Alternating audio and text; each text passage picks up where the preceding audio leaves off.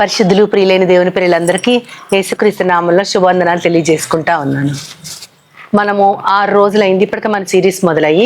నిన్నటి దినాన మనము మన నేత్రాలు ఏ విధంగా తెరవబడ్డాయి, అక్కడ ఏదైనా తోటలో మన కన్నులు తెరవబడ్డాయని చూసుకున్నాము.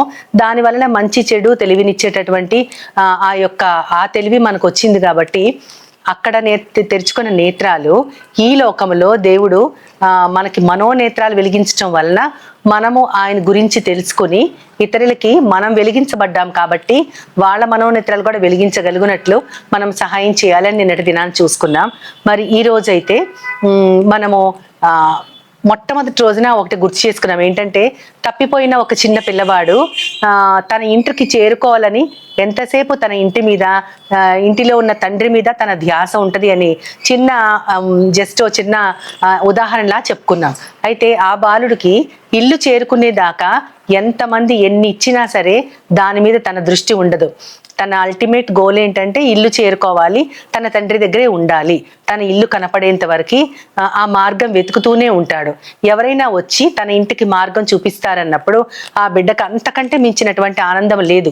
తను తెలుసుకోలేకపోతున్న మార్గాన్ని ఒకరు తండ్రి ఇంటి నుంచి వచ్చి ఆ మార్గాన్ని చూపిస్తానన్నప్పుడు ఇంకా మళ్ళీ దారి తప్పిపోకుండా అదే మార్గం చూపిస్తానన్నటువంటి ఆ మార్గదర్శిని అనుసరిస్తూ తండ్రిని చేరుకుంటాడు ఆ బిడ్డ అని తెలుసుకున్నాం. ఇప్పుడు దానినే మనం చూస్తే గనక వద్దన్న పని చేసి తమ జీవాన్ని, ఆత్మను కోల్పోయి దేవుని యొక్క సాన్నిధ్యాన్ని కోల్పోయి దేవుని మహిమని, ప్రకాశాన్ని చూడలేక వారు ఆయన దగ్గర నుంచి దూరపరచబడి ఆ యొక్క కాంతిలో నుంచి చీకటిలోకి, భూలోకంలోకి ఎక్కడి నుంచి ఏ నేల నుంచి మంటిలోంచి తీయబడ్డారో అదే నేలను సేద్యం చేయడానికి ఆది తల్లిదండ్రులను పంపించేసి వారిని దేవుడు కనిపెడుతూనే ఉన్నారు.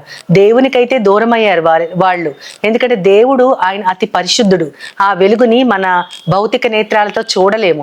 ఎందుకంటే మనలో ఎవ్వరు కూడా దేవుని అంత పవిత్రత, అంత పరిశుద్ధత ఎవ్వరికీ లేదు. కాబట్టి దేవుని మన భౌతిక నేత్రాలతో చూడలేము. కానీ మనము ఆయన చెప్పిన మార్గాన్ని అనుసరిస్తే గనక మనము ఆయన రూపంలోకి మొట్టమొదటిసారి మనకిచ్చిన స్వరూపంలోకి మనము ఆ రూపంలోకి మారడానికి దేవుడు మనకు ఒక అవకాశాన్ని ఇస్తూ ఈ లోకానికి యేసుక్రీస్తు వారిని పంపిస్తూ ఆయన మార్గాన్ని అనుసరించమని చెప్పారు. అయితే ఆది తల్లిదండ్రులు ఈ భూమి మీద నివసించడం మొదలుపెట్టినప్పటి నుంచి కూడా కయ్యను, హేబేలు అవన్నీ మనకు తెలుసు. అప్పటి నుంచి కూడా దేవుడు వారిని కనిపెడుతూ, హెచ్చరిస్తూ, తప్పు మార్గంలోకి వెళితే వారిని దిద్దుతూ, వారిని ఒక్కొక్కసారి వారిని శిక్షిస్తూ, శిక్ష తర్వాత వారు పశ్చాత్తాపం పొందితే వారిని ప్రేమిస్తూ, జాలి చూపెడుతూ రకరకాలుగా దేవుడు వారిని వెంటాడుతూనే ఉన్నారు. మనిషికి దేవుడి పట్ల, దేవుని దగ్గర నుంచి మనం వచ్చేసాం కాబట్టి మన ఇంటికి చేరుకోవాలనేటటువంటి ఆ ధ్యాస కన్నా తాను ప్రేమించి, తను సృష్టించి, తన పోలికనే ఇచ్చినటువంటి మనుషుల్ని ఎంతగానో దేవుడు ప్రేమించాడు. కాబట్టి వారు తన దగ్గరికి రావాలని దేవుడు ఎన్నో విధాలుగా తను ప్రయత్నాలు చేస్తూ కాలము సమీపించినప్పుడు ఈ భూలోకానికి తన కుమారుడి ద్వారా ఒక మార్గాన్ని ఏర్పరిచాడు.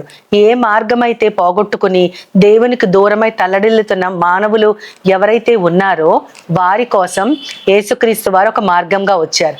ఇందాక నేను చెప్పిన ఆ చిన్న ఉదంతంలో ఆ చిన్న బాలుడు తన తండ్రి ఇంటి నుంచి వచ్చిన ఏ సేవకుడైనా సరే, ఎవరైనా సరే ఇంటికి మార్గం చూపిస్తానంటే తప్పకుండా ఆ మనిషి వెంట వెళతాడు. ఎందుకంటే తన తండ్రి ఇంటిలోంచి వచ్చారు అని ఆ బాలుడికి తెలుస్తుంది. అదే తన ఇంటికి దారి ఆ అబ్బాయి చూపించేదే దారి అని తెలుస్తుంది. ఇప్పుడు మన తండ్రి ఇంటికి మనకి దారి చూపించడానికి వచ్చిన వారు తండ్రికి ఉన్న అద్వితీయ కుమారుడైన యేసుక్రీస్తు. ఆయన ఈ లోకానికి వచ్చిందే మనల్ని తన దగ్గర యుగ యుగాలు నివసింప చేసుకుంటూ నిత్య జీవం అనే వరాన్ని మనకిచ్చి తన దగ్గరికి తీసుకెళ్ళడానికి ఆయన ఈ లోకానికి వచ్చారు. అందుకనే యేసుక్రీస్తు వారు యోహాను సువార్త 14వ అధ్యాయంలో ఆయన మాట్లాడుతూ ఆది తల్లిదండ్రులు ఆ మార్గం కోల్పోయారు. దేవుని దగ్గర నుంచి వారు తప్పిపోయారు, వారు గెంటివేయబడ్డారు. అక్కడి నుంచి వారు ఈ భూలోకానికి వచ్చేసారు. ఈ భూమి మీదకి వారు ఇక్కడే నివసిస్తా ఉన్నారు. ఇప్పుడు వారి యొక్క దృష్టి అంతా కూడా తమ తండ్రి ఇంటికి చేరుకునే మార్గం ఏది అని ఆలోచించాలి. అందుకని యేసుక్రీస్తు వారు యోహాను సువార్తలో 14వ అధ్యాయంలో ఆయన మాట్లాడుతూ దేవుని యందు విశ్వాసం ఉంచారు. ఆ మొదటి వచనంలోంచి ఆయన ఈ విధంగా మాట్లాడుతూ ఉంటారు. దేవుని యందు మీరు విశ్వాసం ఉంచారు కాబట్టి నా యందు కూడా విశ్వాసం ఉంచండి అని చెప్తారు. చెప్తారు. నేను నా తండ్రి దగ్గరికి వెళ్తున్నాను, వెళ్ళి మీకు స్థలం, ఆయన దగ్గర అనేక నివాసాలు ఉన్నాయి. ఇందాక మనం చూసుకునే కథలో అయితే తండ్రి ఇల్లు ఒక్కటే, ఇక్కడైతే యేసుక్రీస్తు వారు అనేక మంది మనుష్యులు ఈ లోకములో ఆయన దగ్గరికి రావాలని ఆరాటపడుతున్నారు. కాబట్టి మీరు నా యందు విశ్వాసం ఉంచితే గనక నేను నా తండ్రి దగ్గరికి వెళ్ళి అక్కడ అనేక నివాసాలు ఉన్నాయి కాబట్టి మీకు స్థలము సిద్ధపరచడానికి వెళుతున్నాను అని చెప్తూ, నేను వెళ్ళే మార్గం మీద మీకు తెలుసును అని చెప్తారు. తెలియను అని చెప్తే అప్పుడు తోమా అంటారు, ప్రభువా ఆ మార్గం ఏదో మాకెలా తెలుస్తుంది, నువ్వెక్కడికి వెళ్తావో మాకెలా తెలుస్తుంది, ఆ మార్గం ఏది అంటే అప్పుడు చెప్తారు ఆయన 6వ వచనంలో, నేనే మార్గము, నేనే సత్యము, నేనే జీవము అని. అంటే అక్కడ 3 చెప్పారు ఆయన. నేనే మార్గం అంటే ఇందాక మనం చెప్పుకున్నట్లు ఎవరైతే తండ్రి ఇంటి నుంచి వచ్చారో వారిని అనుసరిస్తూ వెళితే చాలు మన తండ్రి దగ్గరకు చేరుకుంటాం. కాబట్టి యేసుక్రీస్తు వారి తండ్రి దగ్గర నుంచి వచ్చినటువంటి అద్వితీయ కుమారుడు కాబట్టి ఆయనని అనుసరిస్తే ఆ మార్గము తప్పిపోకుండా మనం అనుసరిస్తే చాలు. అదే ఆయనే మార్గము, తర్వాత ఆయనే సత్యము, ఆయనే జీవము. మనం మొట్టమొదటి ఎపిసోడ్లో మనం చూసినప్పుడు జీవాన్ని ఆత్మను కోల్పోయినటువంటి ఆది తల్లిదండ్రులు మరలా యేసుక్రీస్తు వారే చెప్తారు, మీకు నిత్య జీవము కావాలంటే నా ఆజ్ఞల్ని గైకొనండి అని చెప్తారు. కాబట్టి ఆ జీవము ఆ ఆత్మ కూడా దేవుని యొక్క ఆజ్ఞల్ని గైకొన్న వారికి ఇవ్వబడుతుంది. ఇప్పుడు మార్గము యేసుక్రీస్తే, జీవము కూడా యేసుక్రీస్తు వారి యొక్క మరణము ద్వారానే మనకు వచ్చింది. మరి సత్యం ఏంటి అంటే మనకి మార్కు సువార్తలో 17వ అధ్యాయంలో చెప్తూ యేసుక్రీస్తు వారు ఏమంటారంటే, ఎవడునూ మిమ్మల్ని మోసపుచ్చకుండా చూసుకోండి అంటారు. మోసపుచ్చకుండా అంటే తండ్రి ఇంటి దగ్గర నుంచి వచ్చిన యేసుక్రీస్తు మాత్రమే సత్యవంతుడు, ఆయన చూపించే దారి మాత్రమే నిజమైన దారి, ఆయన మాత్రమే తండ్రి దగ్గర తీసుకెళ్ళగలుగుతాడు అనేది సత్యము. నేనే సత్యము కాబట్టి మీరు నన్ను అనుసరించండి, ఎవ్వరు కూడా మిమ్మల్ని మోసపుచ్చకుండా చూసుకోండి. ఎందుకంటే మరుసటి తర్వాత వాక్యంలో ఉంటుంది, అనేకులు నా పేరట వచ్చి నేనే క్రీస్తునని మిమ్మల్ని మోసపుచ్చుతారు. ఆ తర్వాత అబద్ధ ప్రవక్తల గురించి చెప్పబడతా ఉంటుంది. అంటే యేసుక్రీస్తులాగే ఉంటూ ఆయననే అనుకరిస్తూ ఆయనలాగే మేము కూడా ఆత్మ పొంది ఉన్నామని అనేక మంది వచ్చి మేమే మార్గాలమని చెప్తా ఉంటారు. ఇప్పుడు లోకంలో జరిగేది అదే. చాలా మంది కూడా దేవుని పేరట వచ్చిన వాళ్ళు చాలా మంది ఉన్నారు, కానీ నిజంగా సత్యవంతుడైన ఒక నిజమైన మార్గాన్ని చూపిస్తూ నిత్య జీవాన్ని ఇచ్చేటటువంటి వారు ఒకే ఒక్కరు, ఆయన మాత్రమే యేసు ప్రభు. ఆయన చూపించే మార్గము, ఆయన ఇచ్చే జీవము మాత్రమే నిత్య జీవము, అదే సరైన మార్గము. నేనే మార్గం అంటే ఆయన్ని అనుసరిస్తే చాలు. దేవుడు కూడా ఆయన్ని అనుసరించమని కోరుకున్నారు, కానీ ఆయనని అనుకరించమని కోరుకోలేదు. జస్ట్ ఫాలో మీ అంటారు ఆయన, అంతే. అంతేగాని చాలా మంది ఆయన్ని ఇమిటేట్ చేస్తున్నారు, ఆయన్ని అనుకరిస్తున్నారు, కానీ మనం ఆయనని అనుసరిస్తే చాలు.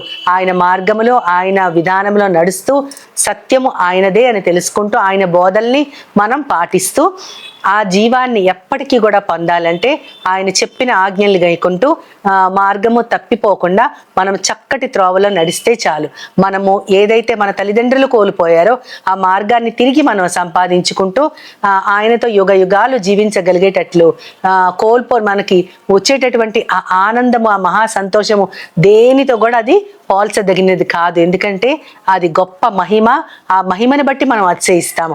అటువంటి అతిశయం మనకు కలగాలంటే నేనే మార్గము, సత్యము, జీవము అని చెప్పిన యేసుక్రీస్తు వారి మాటల్ని మనం గుర్తు చేసుకుంటూ ఆయన బాటలో కొనసాగుదాం. అట్టి భాగ్యాన్ని మనకి ఇచ్చినటువంటి ఆ దేవుని కీర్తిస్తూ చిన్న ప్రార్థన చేసుకుంటూ మనం ఆయనకి స్తుతి చెల్లిద్దాం. ప్రేమ నమ్మకం గల నా ప్రియ పరలోకపు తండ్రి, నేనే మార్గము, సత్యము, జీవం అని చెప్పిన దేవా, నువ్వు నీ ప్రాణాన్ని అర్పించి జీవాన్ని మాకు ఇచ్చావు. దాన్ని మేము అనుసరిస్తే ప్రభా, నీ మార్గాల్ని అనుసరిస్తే నిత్య జీవాన్ని మాకు ఇస్తావు ప్రభా. నీ యొక్క మార్గం మేము అనుసరించగలుగులాగున అదే సత్యవంతమైన మార్గములాగా ప్రభా మేము నిన్ను అనుసరిస్తూ నిన్ను చేరుకొనగలిగేలాగా మా అందరినీ నీ చేతులకు అప్పచెప్పుకుంటూ నీ ప్రియ కుమారుడు నా ప్రియ ప్రభైన యేసుక్రీస్తు వారి పేరిట బ్రతిమాలి ప్రార్థిస్తున్నాను పరమ తండ్రి. ఆమేన్, ఆమేన్, ఆమేన్. వందనాలు. As Jesus now, He's always near, with open arms, He's always